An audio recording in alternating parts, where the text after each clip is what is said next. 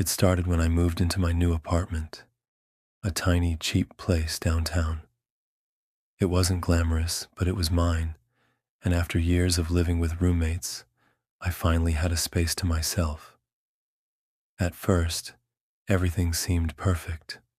My neighbors were quiet, the area wasn't as sketchy as I'd feared, and I was thrilled to have my independence.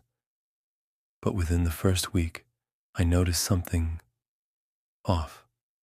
It started small, little things like coming home and finding my curtains slightly parted when I was sure I'd closed them, or hearing faint footsteps in the hallway outside my door late at night. I chalked it up to my imagination, or the quirks of living in an old building. One night, as I lay in bed scrolling through my phone, I heard the sound of my doorknob jiggling. My heart stopped. It wasn't a subtle sound. It was deliberate, as though someone was testing it to see if it was locked. I froze, clutching my phone like it was some kind of shield, and waited. The knob stopped rattling after what felt like forever, and I heard retreating footsteps. I convinced myself it was probably someone drunk who got the wrong door, but deep down, I knew it didn't feel that innocent. The next day, I mentioned it to my landlord, but he brushed it off, saying, "These old buildings creak a lot. It's probably just someone passing by." I decided to let it go, but the feeling of unease lingered. I started double-checking my locks and even wedged a chair under the doorknob at night for extra security. A few weeks later, I noticed a man lingering across the street.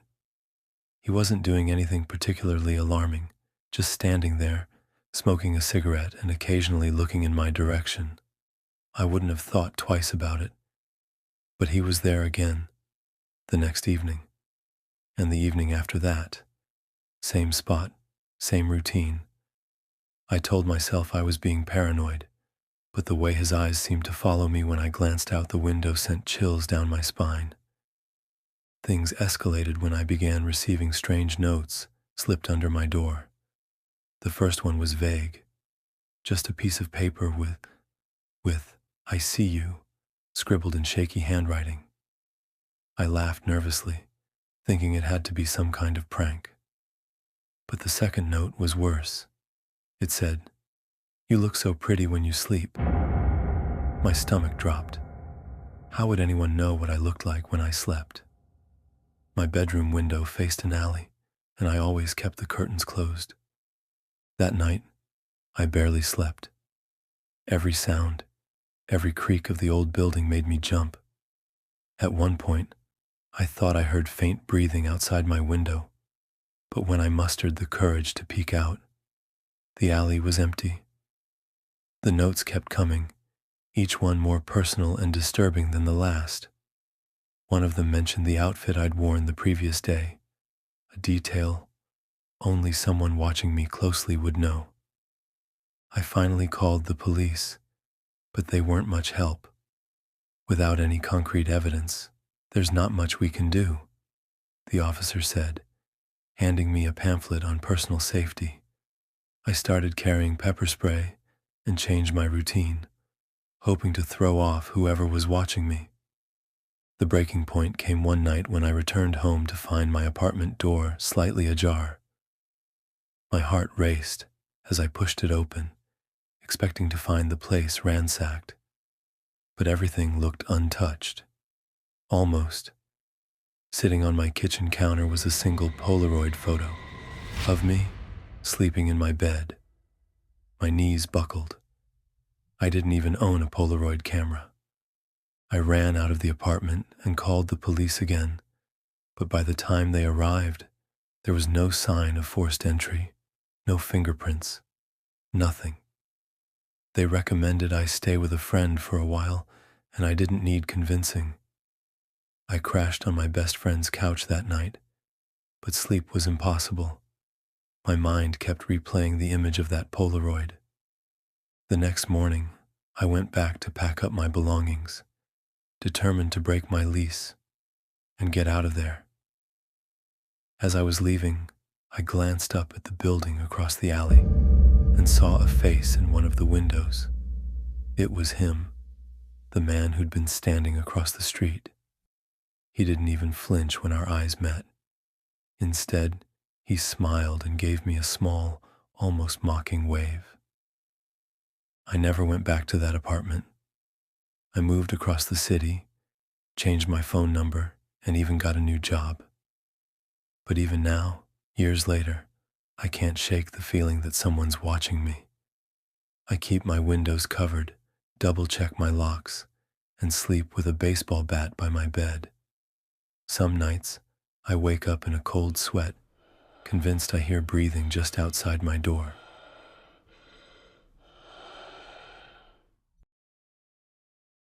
When I was in college, I used to work at a small coffee shop just off campus. It was a cozy little place where regulars came in every day, and over time, I got to know most of them by name, or at least by their orders. One day, a man I didn't recognize came in during my shift.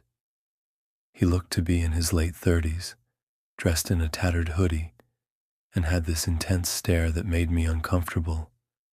From the second he walked in, I took his order, a black coffee, and he stood at the counter watching me the entire time I prepared it. Most people would step aside to wait, but not him. When I handed him his coffee, he smiled, showing crooked teeth, and said, "You have a nice smile." I thanked him politely and tried to move on, but he didn't leave. He just stood there, sipping his coffee and staring at me. It wasn't overtly threatening, but it was unnerving. My coworker, Sarah, noticed and whispered, "Creepy, right?" I nodded, trying to laugh it off, but something about him stuck with me. Over the next few weeks, he started coming in every single day, always during my shift. At first, he didn't say much, just ordered his coffee and sat at the table closest to the counter, watching me. But then he started asking questions, personal ones. "Do you go to school around here? What do you study? Do you have a boyfriend?" I kept my answers short and vague, hoping he'd get the hint, but he never did. One day, he handed me a napkin with his phone number on it. "In case you ever want to hang out," he said, with that same unsettling smile. I tossed it in the trash as soon as he left, hoping he hadn't noticed. That's when things started getting weirder. He began showing up outside of the coffee shop, standing across the street or leaning against a nearby lamppost, always looking in my direction. One night, when I closed up and started walking to my car, I heard footsteps behind me. I glanced over my shoulder and saw him, keeping his distance but clearly following me. My heart pounded as I quickened my pace, clutching my keys like a weapon. I made it to my car, locked the doors, and sped off, watching him in the rearview mirror until he disappeared from sight. I told my manager about him the next day, but there wasn't much they could do. "If he's not causing a scene or breaking any rules, we can't exactly ban him," they said. Sarah suggested I switch shifts, so I started working mornings instead of evenings. For a while, it seemed like that did the trick. He stopped showing up. But then, one morning, I walked out of my apartment to find a coffee cup sitting on my doorstep. It was from the shop, and written on the side in marker were the words, "Missed seeing you." I was terrified. I started looking over my shoulder constantly, jumping at every little sound. I stopped going anywhere alone and even had a friend walk me to and from my car after work. But the worst part was that he'd somehow found out where I lived. I called the police, but they couldn't do much without proof of a direct threat. "Just be cautious," they told me. A few nights later, I woke up to the sound of tapping on my bedroom window. I lived on the second floor. My blood ran cold as I grabbed my phone and called 911. The tapping stopped, and when I peeked out from behind the curtain, there was no one there. The police came and searched the area but didn't find anything. They told me it was probably just a prank, but I knew it wasn't. I ended up moving in with Sarah for a while, until I could find a new apartment. I quit my job at the coffee shop, and even changed my phone number, just in case. For months, I jumped at shadows, convinced he'd somehow find me again. I haven't seen him since, but to this day, I can't walk past a coffee shop without feeling that prickling sensation of being watched. Back in high school, I had a part-time babysitting job for a family that lived just a few blocks away from my house. The parents were friendly, the kids were sweet, and the pay was decent. It was an easy gig, and I worked for them on and off for about a year.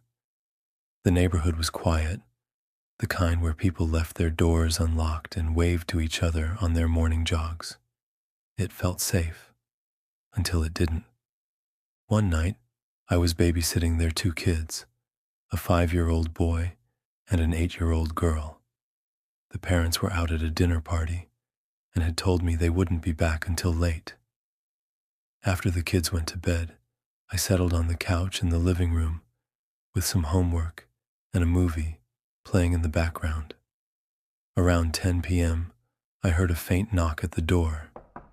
The family had a rule: never open the door unless it was someone you were expecting. So I ignored it at first, thinking it might have been a neighbor who'd realized the parents weren't home. But then, the knock came again, louder this time. My heart rate picked up as I stared at the door, half expecting someone to call out and explain why they were there. But there was only silence. I got up cautiously and looked through the peephole. At first I couldn't see anyone, but then I noticed movement near the edge of the porch. Someone was standing just out of view of the peephole. My stomach dropped. "Who is it?" I called out, trying to keep my voice steady. No response. The person shifted again, and I could just make out the shape of a man in a dark hoodie. I quickly turned off the living room lights and grabbed my phone, ready to call the parents. Just as I was about to dial, the knocking turned into banging, loud and insistent. I could feel the vibrations through the door. The kids must have heard it too, because I heard little footsteps on the stairs, and the girl's scared voice asking, "Who's at the door?" I ran to her and whispered, "It's okay. Go back to bed." She didn't argue, but she looked terrified as she retreated to her room. Meanwhile, the banging stopped, and for a brief moment, I thought maybe the person had given up. But then I heard the faint sound of the back gate creaking open. Panic set in as I realized they were trying to get into the house another way. I locked the back door earlier, right? I sprinted to the kitchen to double check. Just as I reached it, I saw a figure outside the glass sliding door. He was standing there, staring straight at me.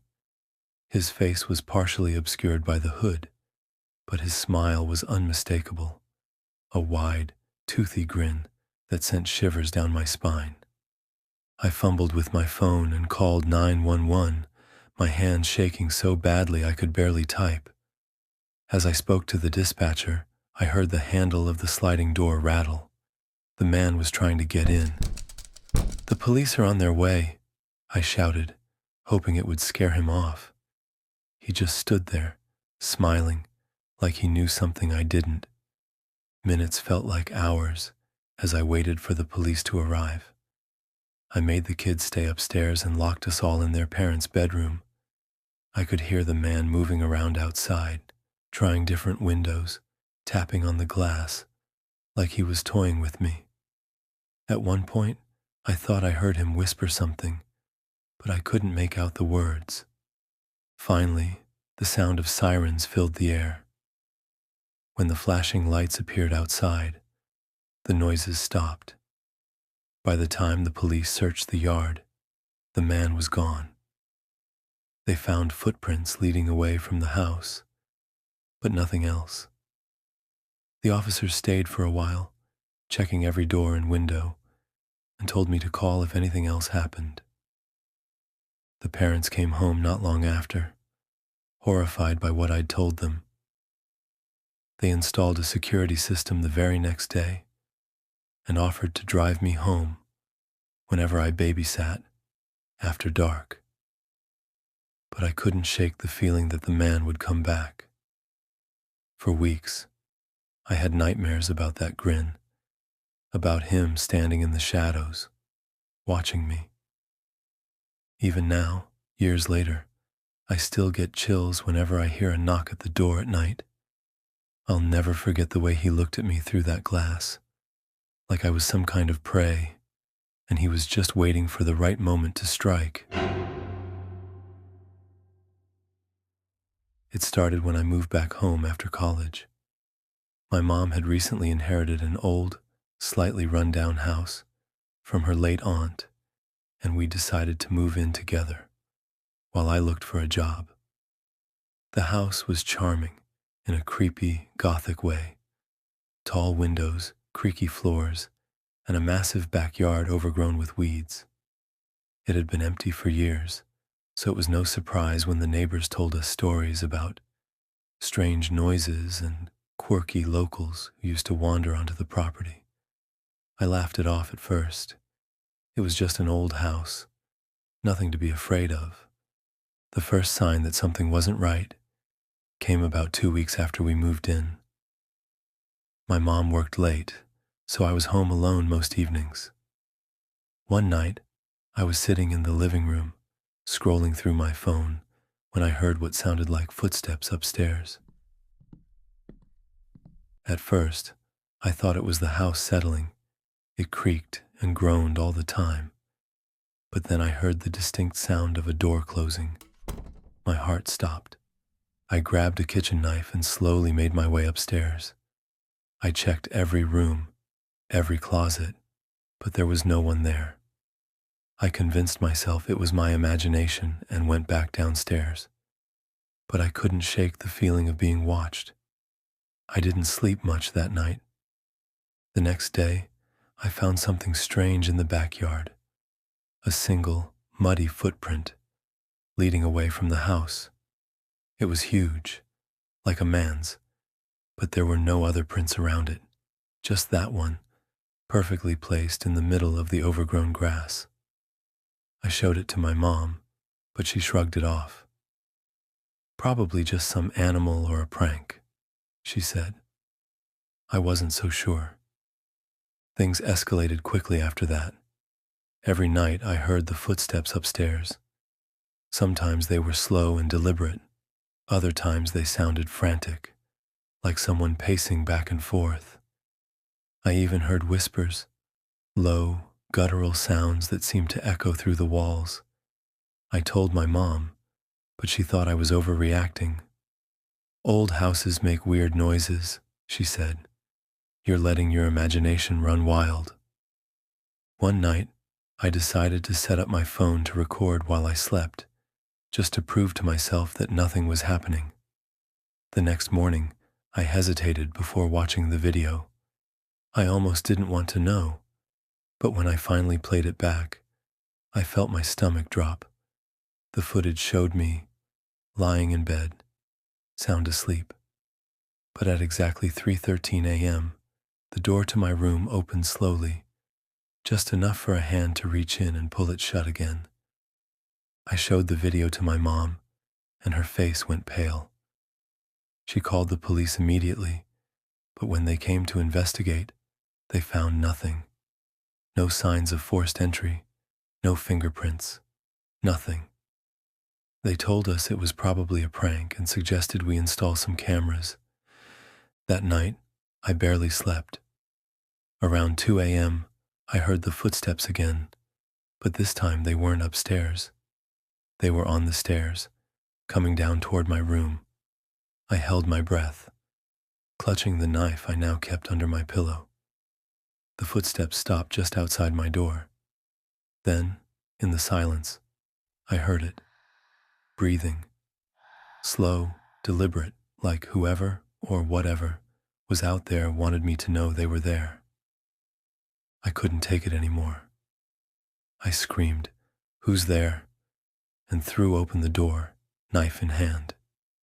The hallway was empty, but the attic door at the end of the hall was slightly ajar.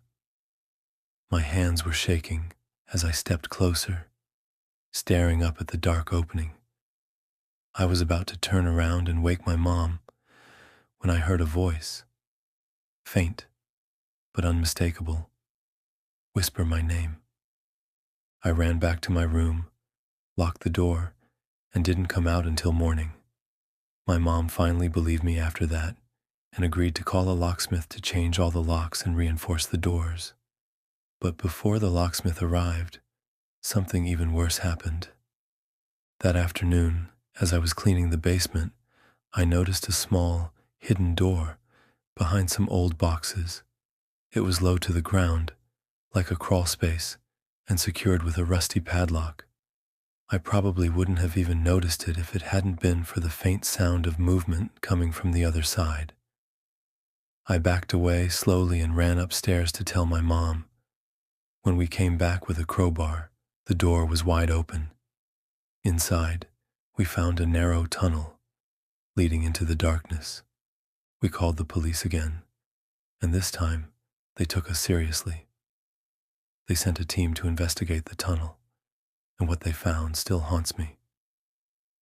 The passage led to a hidden room beneath the house, filled with old furniture, dirty blankets, and empty food containers.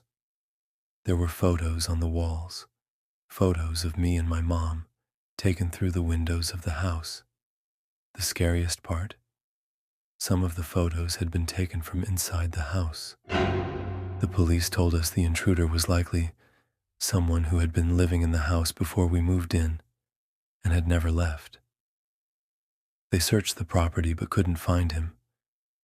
They assured us he was probably long gone, but my mom and I weren't taking any chances.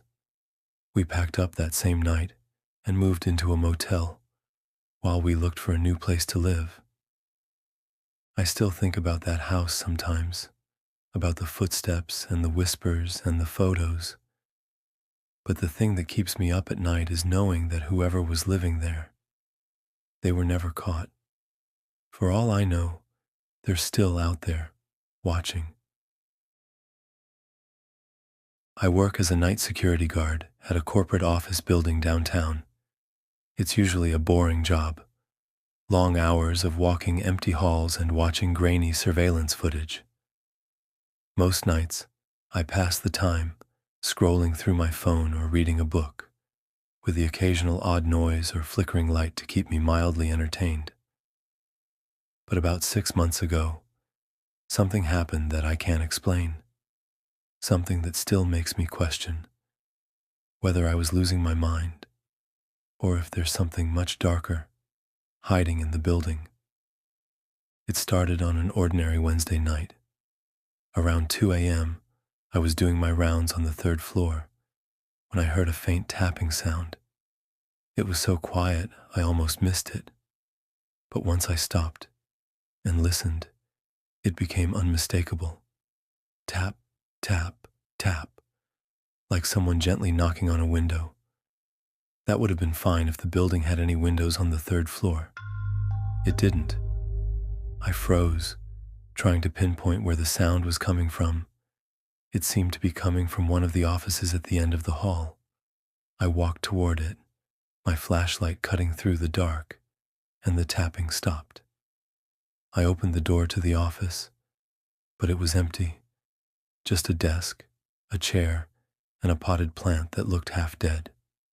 I shrugged it off as my imagination and moved on. But then, things got weirder. When I got back to the security room to review the footage from the cameras, I noticed something strange.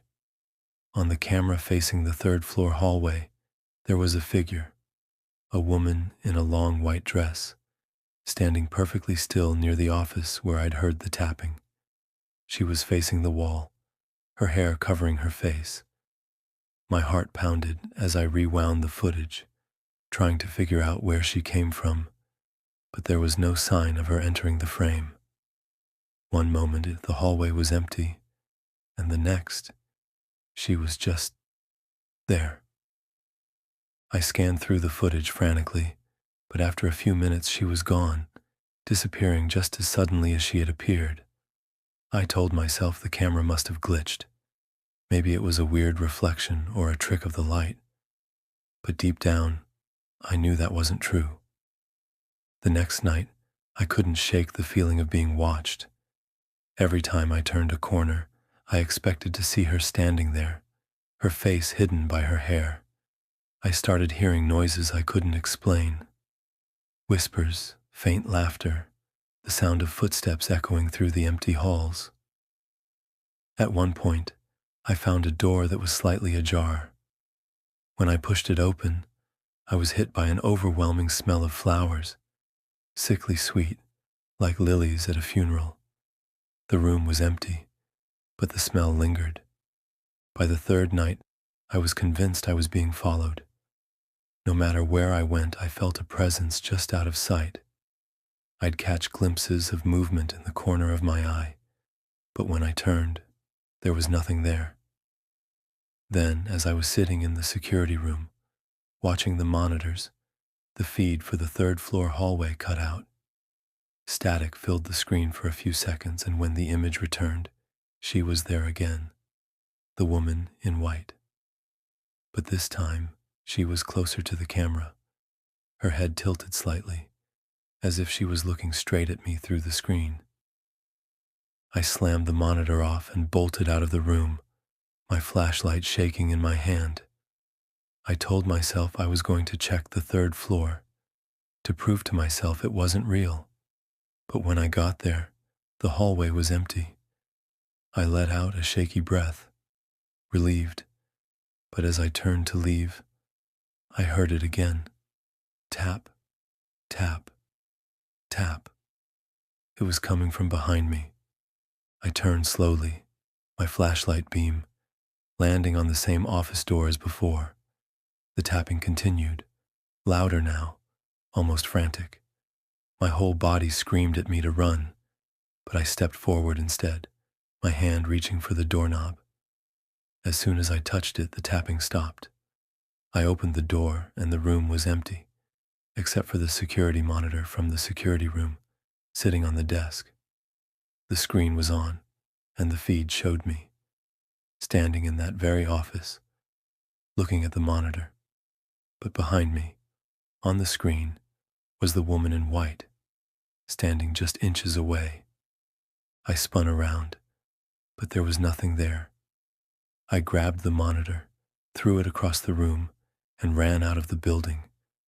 I didn't stop running until I was in my car, my hands trembling as I started the engine. I called my boss the next day and quit on the spot. I haven't been back since, and I don't plan to.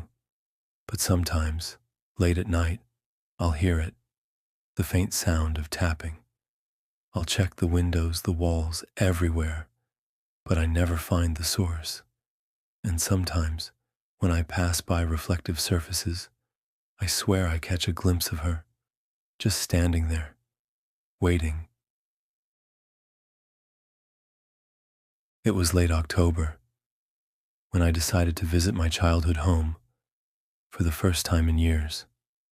My parents had passed away when I was in my early 20s, and the house had been left abandoned ever since. It was a small, lonely place, tucked away in the woods, miles from the nearest neighbor.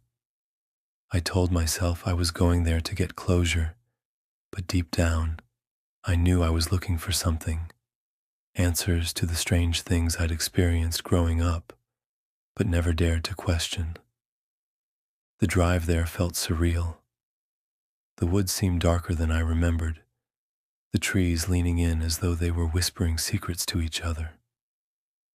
By the time I reached the house, the sun was setting, casting long shadows over the peeling paint and broken windows. The place looked like it had been waiting for me. I stepped inside, the air heavy with the smell of damp wood and something faintly metallic. Memories flooded back as I wandered through the rooms. The kitchen, where my mom used to bake cookies. The living room, where my dad would read to me by the fire. But it wasn't long before the unease set in. The first strange thing I noticed was in my old bedroom. The walls were covered in scratches, long, deep gouges that looked like they'd been made by claws. I ran my fingers over them, my chest tightening. They hadn't been there when I was a kid. As I backed out of the room, something caught my eye. A small, dusty mirror propped against the wall. For a second, I thought I saw movement in it, but when I turned, the room behind me was empty. I told myself it was just the shadows playing tricks on me, but the feeling of being watched grew stronger as the night went on. Every creak of the floorboards, every rustle of the wind outside, made my heart race. I tried to distract myself by sorting through some old boxes in the living room, but then I found it. A journal I didn't recognize. It wasn't mine or my parents'. The cover was cracked leather, and the pages were filled with messy handwriting, scrawled in a language I didn't understand. But there were drawings, horrible, twisted things, figures with too many limbs, faces without eyes, and something that looked like a man with antlers, standing in the woods. I slammed the journal shut and decided I'd had enough. I was leaving, but as I reached for my bag, I heard it, a faint knocking sound, coming from upstairs. My blood ran cold. I stood there, frozen, listening. It wasn't the wind, and it wasn't the house settling. It was deliberate, rhythmic. Knock, knock, knock. Gripping the flashlight I'd brought, I forced myself up the stairs, every step feeling heavier than the last. The knocking led me to the attic door. It was slightly ajar, the darkness behind it yawning like a mouth. I pushed it open, my flashlight slicing through the gloom, and there it was. At first I didn't understand what I was seeing.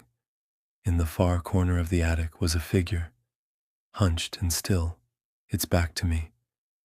It was wrapped in what looked like a tattered sheet, its long, thin arms stretching out to scratch at the floor. My breath caught in my throat as I realized it was scratching the same symbols I'd seen in the journal. I don't know what possessed me to speak, but I whispered, "Who are you?" The scratching stopped. Slowly, impossibly slowly, the figure turned its head. Its face was pale and featureless, with no eyes, no mouth, just smooth, unbroken skin. But I could feel it looking at me. I don't remember screaming, but I must have. I ran, stumbling down the stairs, tripping over my own feet, the flashlight clattering to the floor. The knocking started again, louder this time, echoing through the entire house. Knock, knock, knock. It followed me as I tore out the front door and into the woods, the sound pounding in my ears like a heartbeat. I didn't stop running until I reached my car.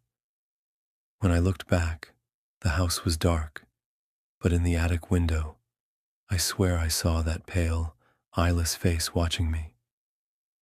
I drove straight to a motel and didn't sleep the entire night. The next morning, I called a local historian to ask about the house. He told me something I didn't know, or maybe didn't want to know. Before my parents bought it, the house had been abandoned for decades. The previous owners had vanished without a trace, leaving behind only rumors of strange rituals and disappearances in the woods. I never went back. The house was demolished a few months later, but sometimes, in the dead of night, I hear it again. Knock, knock, knock. And I wonder if whatever was in that house is still waiting, somewhere in the dark. If you've made it to the end, thank you so much for listening. It truly means the world to me. Your support allows me to keep creating content that brings these chilling stories to life. If you enjoyed the video, please take a moment to like and subscribe. It helps more than you know and ensures you never miss a new tale. And remember, Mr. Tenebris is always watching.